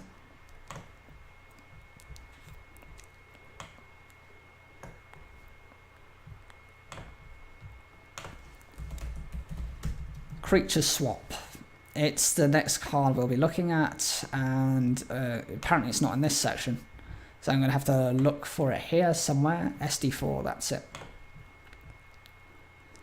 This has 25 different reprints on it, and there are 378 of this card available, starting at 2 cents with a price trend of 11 cents. There's a 30-day average price of 22 cents, a 7-day average price of 19 cents, and a 1-day average price of 9 cents. At its height, it sold on the 9th of October for 99 cents. I think that's okay if you're running specific decks that you kind of want, but with this many reprint variations on it, I would probably stick to trying getting something that isn't the highest rarity just for a shiny card when you're really going to be splashing this into as many types of decks as possible. So this one is going to be quite interesting because Reload is one of those cards which has the word in all of these borrow load cards, so it's going to be a little bit more tricky to find it. Saying that, it's not actually, it was right there. Reload, it has 9 different variations on the reprints. There are 802 copies on the site, starting at 2 cents. with a price trend of 13 cents, a 30-day average price of 13 cents, a 7-day average price of 16 cents, and a 1-day average price of 2 cents. At its height, someone bought it for 59 cents on the 31st of October.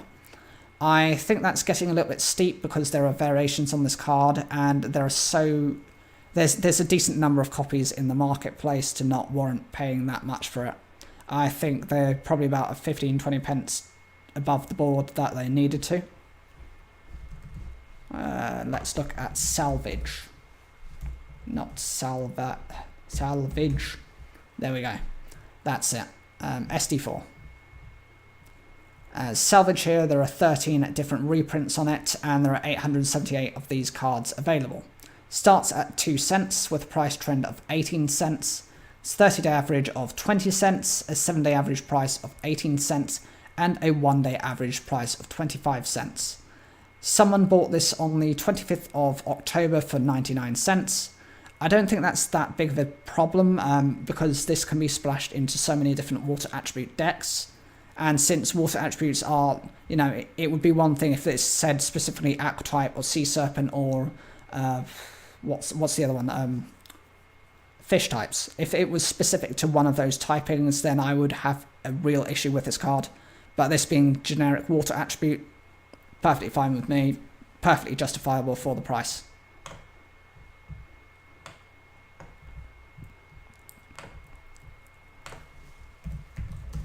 Hammer Shot. SD4, there we go. This has 9 different reprints on it, and there are 386 of these available. Starting at 2 cents with a price trend of 11 cents. It has a 30-day average price of 20 cents, a 7-day average price of 8 cents, and a 1-day average price of 4 cents. This card has received its highest bid on the 29th of September for 90 cents. That's a bit steep. I wouldn't necessarily justify it at that cost, but if you're willing to pay for it since it's a single card, maybe it's okay. I just think you can get it for cheaper and they all do the same thing. And considering you're going to be splashing it into multiple types of deck, it's definitely not worth that price. Big wave, small wave. So there are 5 different cards on this. Yeah, SD4 is the one we want. And there's 4 different reprints on it. There are 386 of this copy available currently on the market, starting at 2 cents with a price trend of 17 cents, 30-day average price of 11 cents, a 7-day average price of 18 cents, and a 1-day average price of 20 cents. This achieved its highest sale on the 31st of October for 49 cents. If you're running this in a water attribute deck, I can argue paying for 49 cents. I think it's justifiable at the price cost.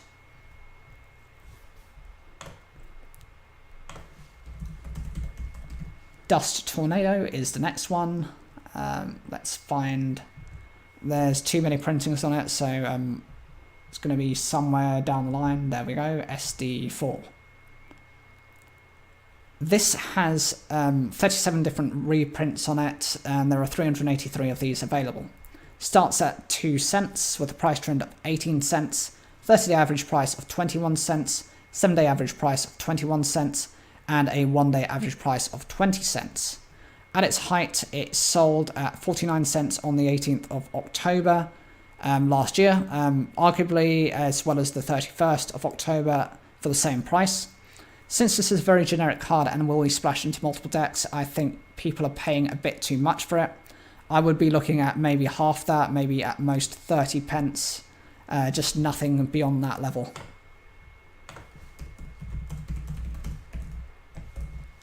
The next card is Call of the Haunted. So we need to find wherever that is at the moment. SD6, SD6, SD5, SD3, SD8. Where's the SD4? SD4 is not there. SD4 is there. Okay. So this card, there are 64 different variations on the reprints. There are 470 of these cards available. Starting at 2 cents, the price trend is for 13 cents, 30-day average price of 17 cents, 7-day average price of 15 cents, and a 1-day average price of 25 cents. At its height, it was sold on the 29th of September at 90 cents, which is a bit too expensive. I wouldn't justify, considering you've got all these different variations. I mean, if you multiply the 64 figure by this figure, you've got more than tens of thousands of this card available just on this marketplace alone. It's definitely nothing I'd be willing to pay more than the 30 cents for.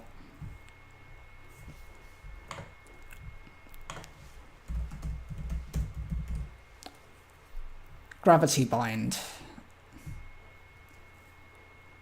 Gravity Bind, there are 12 different reprints on this card, and there are 421 of these cards available. Starts at 2 pence, and its price trend at 41 cents, 30-day average price of 36 cents, 7-day of 33 cents, and a 1-day average price of 21 cents. At its height, someone bought it on the Christmas Eve for €1.49. Unless you're running a specific type of deck, most people do not rely on this, especially nowadays since you've got Link monsters and you've got Xyz monsters. Both ignore the fact of having a level means that this card is very easily forgettable and can be dodged by your opponent.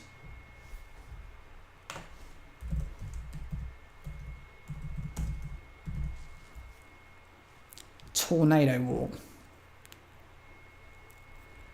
This card, there are 8 reprints on this, and there are 309 of these available. Starts at 2 cents, with price trend at 25 cents, 30-day average price at 22 cents, 7-day average price at 28 cents, and a 1-day average price of 19 cents. At its height, someone bought it on the 3rd of October for 48 cents. I don't think there's any reason for getting it at this price, considering that most players aren't relying on this card. It's not worth going and reaching out for it. It's just not worthwhile. I wouldn't say more than maybe half that, 24, 25 cents at most, because it's just too gimmicky to be viable.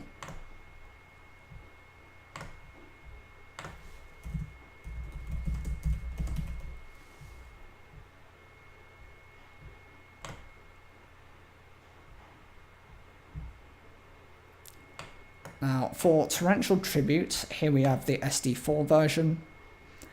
This has 41 different versions of the card, and there are 306 of these cards available. Starts at 2 cents, with price trend of 31 cents, 30-day average of 52 cents, 7-day average price of 33 cents, and a 1-day average price of 50 cents. At its height, someone bought it for effectively €3 on the 31st of October.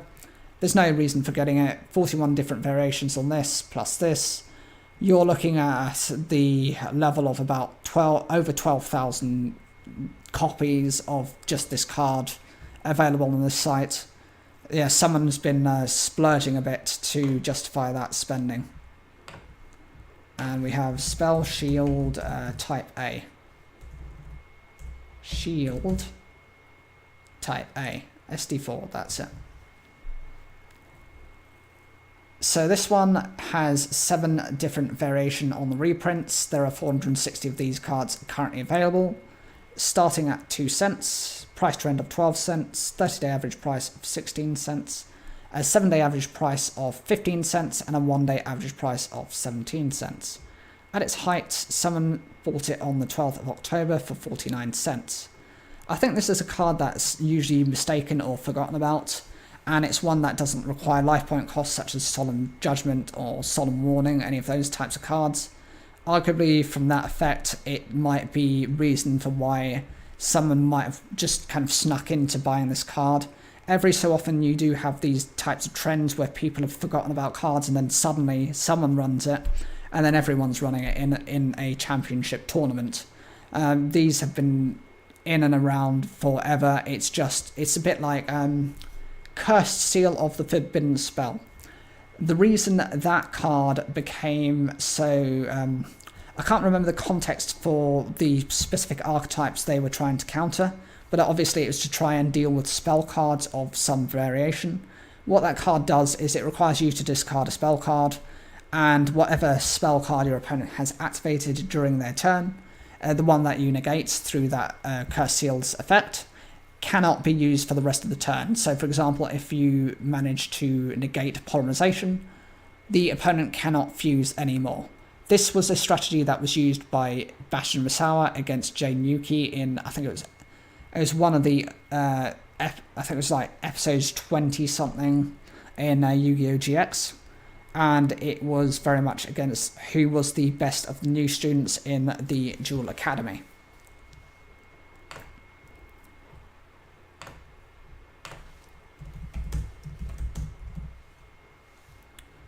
Xing Shen Hu, let's focus on this card. This has 3 different reprints, so it's not actually had that many reprints on it.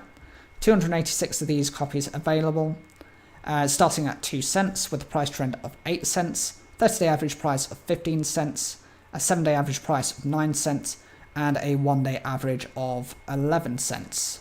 Someone purchased this basically for €2 on the 26th of September. Arguably, if they're looking for a specific type of deck, maybe you could justify that. I mean, on here, if you look at the copies, if you've got 4 different sets, you're looking at just under 1,000 copies, so you could have gotten one that's cheaper. But if you're okay to splurge, then maybe it's a good investment. I just probably wouldn't have gone as far as that individual has for this particular set. But that's just me. I wouldn't be prepared to pay, that to that level. I hope that gives you an indication of the types of prices that you're working towards within the set. As you can see, it's not particularly that extensive. I mean, it doesn't have to be as much as you think it needs to be. It doesn't have to be to that level. It's just about being sufficient. It's about being protective. It's not about going over and aboard what you currently need to be. I hope you guys really enjoyed that, and actually, you know what? I promised that we'd be playing a little bit of Yu-Gi-Oh! Master Duel, and I'm absolutely going to stick to that. So I'm actually going to do 2-hour streams. I don't really do the really extensive ones that are hours long. Was planning at maybe sometime in the future, once I get better at live streaming, to do maybe longer streams, but just not quite yet. So I'm going to just get the game capture up for the Master Duel. Get you set up here. Get the Logi up. And let's see. Okay, it's taking a sec just to get itself up and running.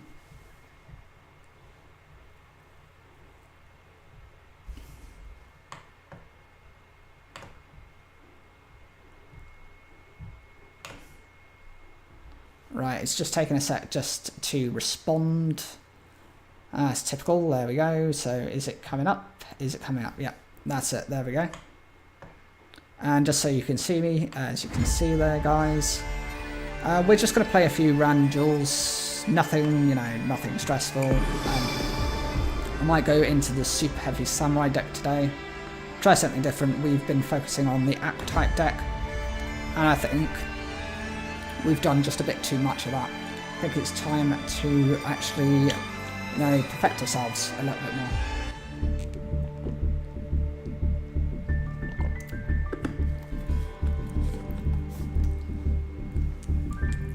I will be covering a little bit to do with some of the Forbidden Unlimited list at some point, so keep an eye for some of those videos as they come onto the main channel. Those won't be live streams, those will actually just be VODs or video on demand that you guys can watch at any point. As you can see here, there's going to be a maintenance notice on the 10th of January, so keep in mind that's 3.5 hours. That means that some of the new functionalities are going to be introduced. And since that's about 3.5 hours, at 7:30 everyone's going to be jumping onto the Master Duel, so I would advise probably sticking away from that just for the time being. because most likely they're going to restrict what you can kind of do. Let's go into the duels scene. I am going to change my deck to... What am I going to change my deck to? Counter Fairy, blah blah blah, Dark Lord, Super Heavy Samurai. This is... Personally, I love Super Heavy Samurai. It's one of those decks that... It's not the best, and it can be a little bit limiting, but I do like the design on it. I think it could be viable. They did receive some new support within, I think it's called Cyber Storm Access, or CBAC as it's called, and I will be reviewing those cards at some point. I'm going to be reviewing the older cards, the newer cards, and do like a summation of them in like a third video. I'll be making all 3 videos hopefully within the next couple of days. So yeah, just look out for that. Make sure you guys follow, subscribe, do any sort of sharing. Anything that can really help the channel is greatly appreciated. Oh, here is something that's quite interesting. Is see what I can do in this. This I can actually just summon. Go straight into this. So this particular card is quite useful. So what I need to do is I need to go into... I might as well just go into the higher rarity one in here. There we go. So I'm going to do that.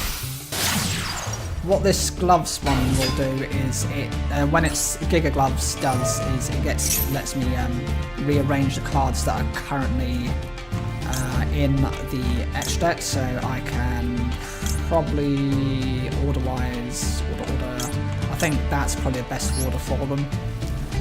Next I'm going to actually activate this effect. I am going to send this to the graveyard, and I'm actually going to revive this card as well. Now you might be wondering, why am I doing that? What's the point? Considering I can't really do anything, I am actually going to just... You know what, I'm going to put the soul beads on. Just to equip the good old soul beads. The reason you do that is it's to protect your monster from being destroyed by card effects. So yeah, each turn, the first time the monster equipped with this card by this effect would be destroyed by a card effect. It is not destroyed. That's just a standard protection effect. It has another effect where if a defense position monster is destroyed by battle and sent to the graveyard, you can actually send this from your hand to the graveyard and just revive that monster. It does have to go back into attack position, but the difference is that actually this card right here has to be in your hand. It can't be, on the field. Okay, so my opponent is running elemental heroes of some kind. Or maybe they're running some sort of hero hybrid card. It's slightly concerning that my opponent's running that, because if some of the heroes can actually combo off quite easily, and there is a card that I've put at the top of the deck that's useful for the time being, but I can't do anything with it yet until it's actually sent to the graveyard, so we are kind of stuck here. Okay, so you got Blazeman. Blazeman is going to search for polymerization. You summon Blazeman, you normal or special summon it. Okay, so my opponent is running... I don't actually understand the point of running Skyscraper against these particular heroes. I mean, look at it. He's got 1,000 attack points. Your Blazeman is actually technically stronger by attack points. And here's the just good old polymerization. Just search for it. So my opponent is going to run polymerization, they're going to use it. I don't know what they're going into. They could go into Sunrise, they could go into Nova Master, they could go into, I don't know, whatever they've got in their hand. But it really just depends on what they're looking for so far. Well, they're doing. Come on, come on, come on. Is anyone going to fuse?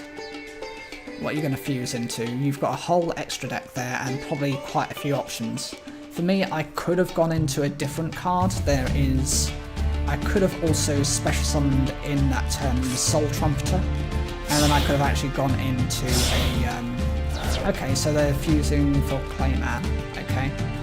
I could have gone into the level 10 Synchro Monster, but I just didn't see the point of overextending my turn. Okay, so they're going into Nova Master. The only thing you're going to be able to do is actually get over my, yeah, you're going to be able to draw into an additional card. That's basically what you're going to do.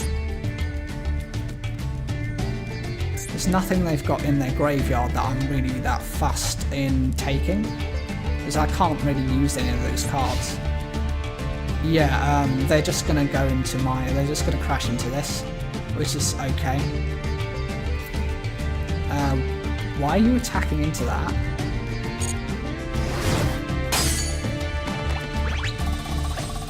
That is weird.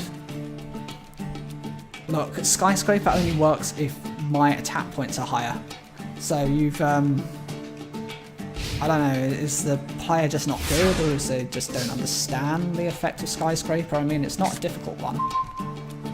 Okay, so here is where we're going to make a bit of, we're going to do something a little bit trickier.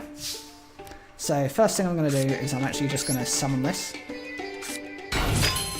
Next thing I'm going to do is I'm actually going to special summon this card. So with this effect. Next thing I'm going to do is I'm going to tune into this one. See, this is the other one I was mentioning before. I could have gone into that. I can still do now, but I don't think it's worth it. So here and here.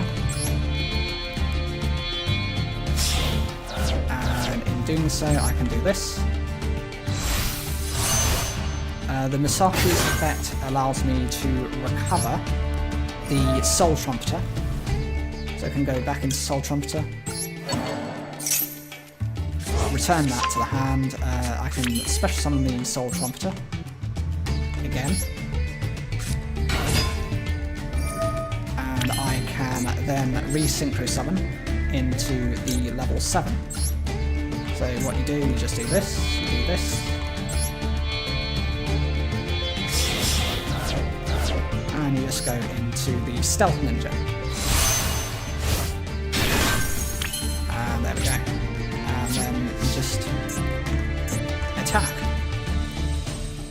So that's the Big Ben K's attack. That is the Stealth Ninja attack.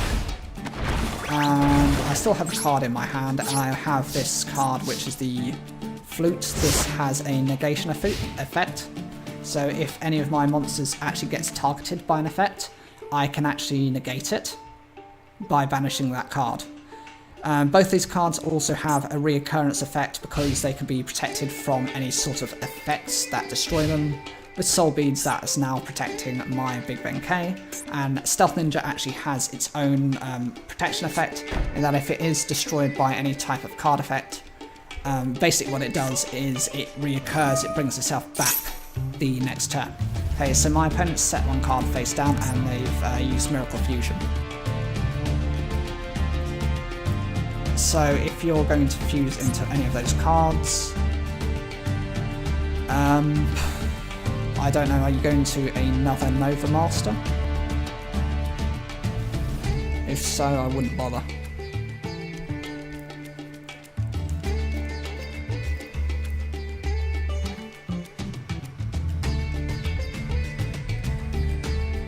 Okay, so my opponent is really thinking. I don't know what they're trying to do, because hero decks are usually a lot more compatible than this, and you can get a lot more out of them than just going into Nova Master. I mean, this is a very sad turn, just to go into that and then actually just get completely, beaten by Synchros. Okay, so he's fusing again using those two monsters. You're going into his second Nova Master. No, he's going to Sunrise. This is better. Should have gone into Sunrise before, but actually you're going to find that you can't use that effect, because I'm going to negate that effect and I'm going to destroy your monster. And Sparkman. Okay.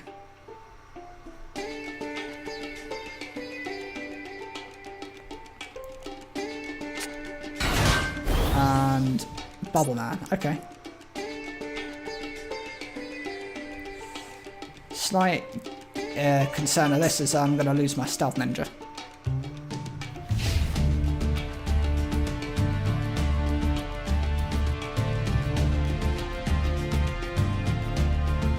Let's see, is he going... Right, so this card can actually... You know what, I'm going to activate this. So my... it's going to actually target straight into my... straight into this monster. So I forced protection of my Stealth Ninja.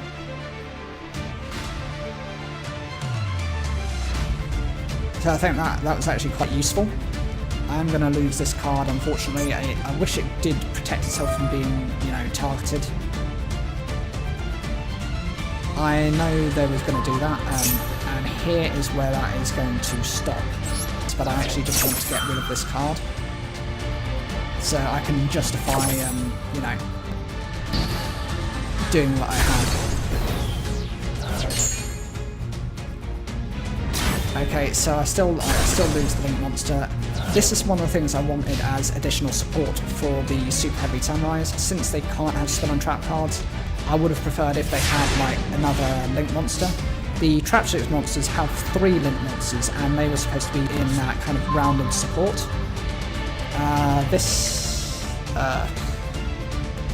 Drawing into this card is not as useful as I thought it would be for the time being. It would have been nice to have gone into something else, but we are where we are. I think the best thing for me to do here is just wipe out the 2 monsters he's got. So I'm going to go straight into the Sparkman here.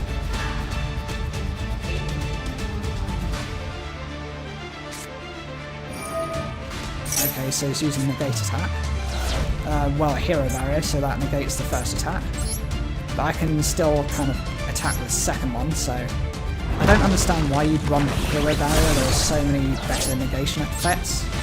Since Hero Barrier is just very standardized, very old card which was used within the first series of Yu-Gi-Oh! GX by Jaden, and even the newer support he never actually used. So my opponent is... What is my opponent doing?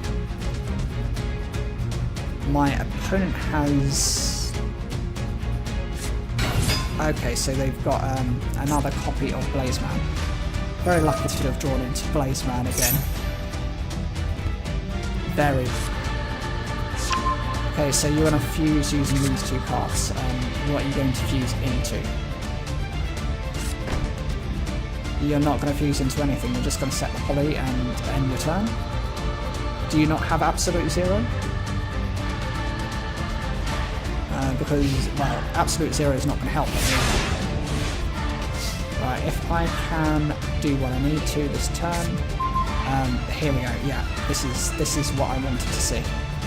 This card is particularly nasty if you can get it into battle, but it wasn't something I immediately counted on and didn't want to rely too much on it because it can be a little bit niche. And it's only effective if you can actually trigger a Fritz effect consistently. So for example here, I can just beat over my opponent, and that'll be enough to just do the damage.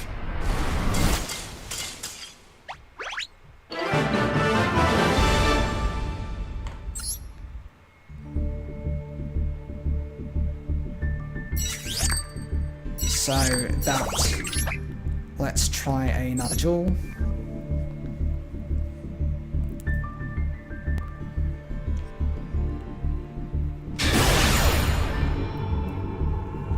Okay, so either me or my opponent wins, we get to rank up, so hopefully we can rank to rank 4.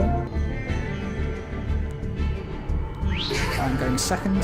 So they've got in there is, I think it's one of Despia supports. No, it's not Despia support, it's, there's a specific archetype that runs like anti-extra. I think that's what that card is.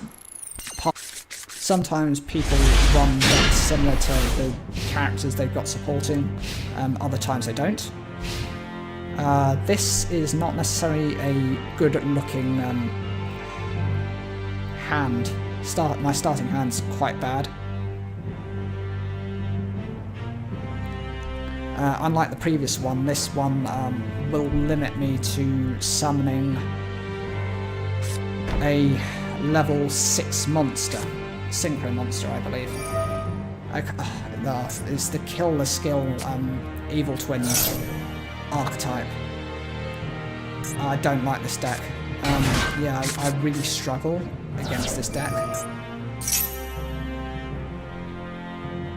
It's not one I really enjoy actually facing off against.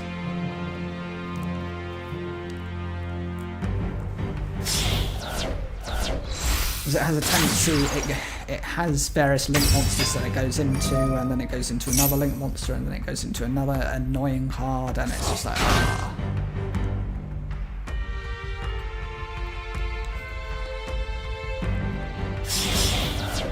Yeah, and here we go. So you go into Lilla, and then you've got Key Sikil, and that's one summons the other, and then one draws a card, the other one lets you destroy a card, and then you can go into this thing called Trouble Sunny, which is a combination of the two monsters. That's it. This is the Trouble Sunny, and this is difficult enough to kind of get over. This is not fun, shall we say. Right, so first things first. You know what I'm going to do? I'm actually just going to special summon this to start off with.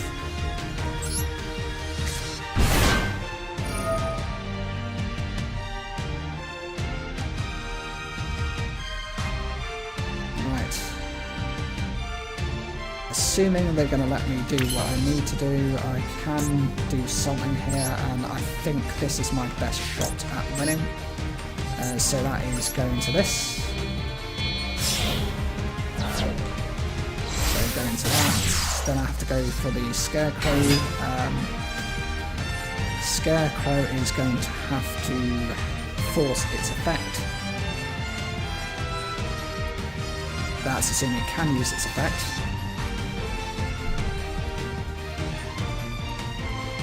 Assuming my opponent hasn't got any sort of response for this. Okay. So yeah, they did respond to this, unfortunately.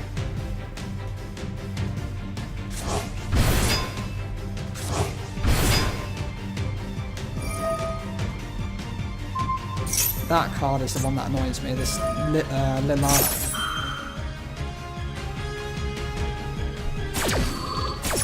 Because this one is the destruction effect. Right, that's it. I have to go with phase 2 of my plan.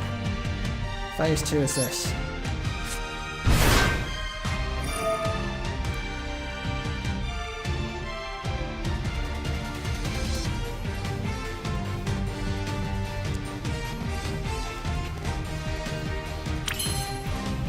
Phase 2 is this, so just normal summon this. For anyone who doesn't know, this is actually a tuner monster, so that's why I actually ended up normal summoning it. This goes into the... should I go into this? Should I go into... Yeah, I'm going to have to go into this.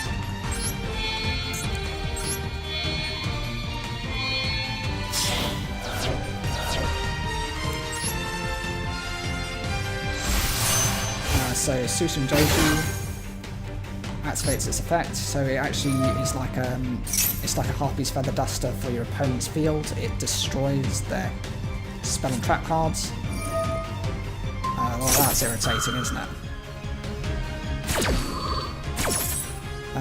Yeah.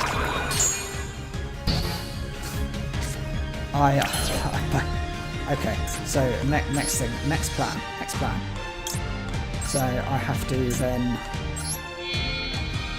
do this. I'm going to have to do that. Hopefully the Scarecrow will let me activate. Yeah, the Scarecrow activates. I have to send this away. I could go into Susan Doji again, but actually this is the most powerful monster I've got. If my opponent has an Ash Blossom or a Ghost Spell, yeah, there we go. I can't do what I need to. Yeah, there is absolutely nothing I can do.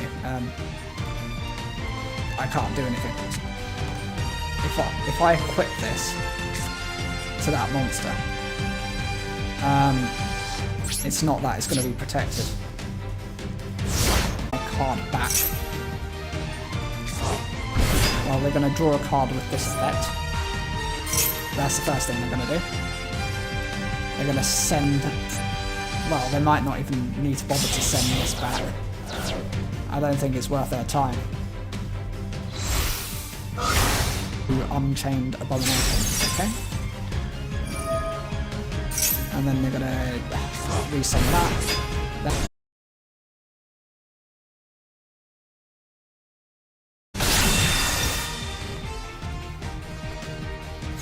So I can't do anything.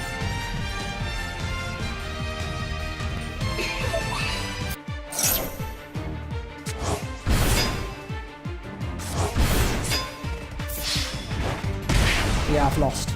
There you go.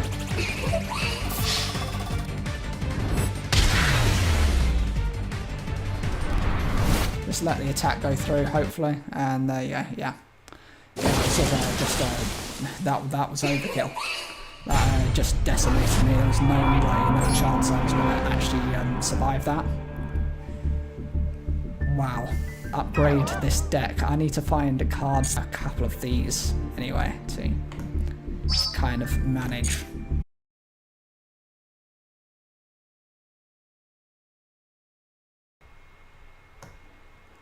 So thank you very much, guys, for watching the live stream. I really appreciate the time you spent on here. Any comments or feedback is very much welcome, and hopefully if you guys like my content, I have over 2,000 videos on my channel. Please feel free to watch any of them you like, any of them that kind of pique your fancy, and I hope you have a wonderful rest of your day.